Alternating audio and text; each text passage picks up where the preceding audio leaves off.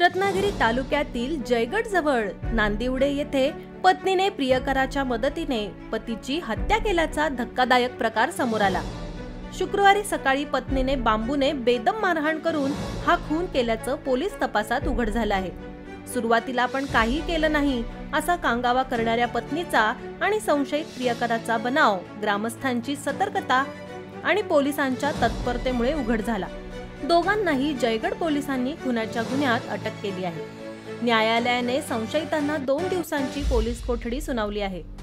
सुरेश धोंडू पडवळ वय वर्ष 64 असं खून झालेल्या पतीचं नाव आहे।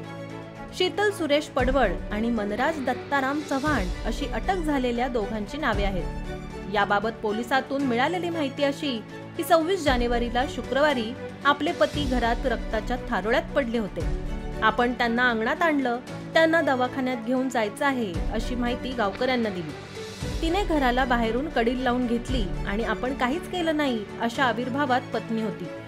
महिलेने कांगावा केल्याची शंका गावकऱ्यांना होती।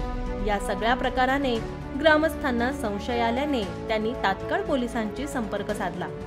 काही वेळातच पोलीस श्वान पथक घेऊन घटनास्थळी दाखल झाले। जवळच झाडाखाली रक्ताने माखलेल्या बांबूच्या काठ्या दिसल्या।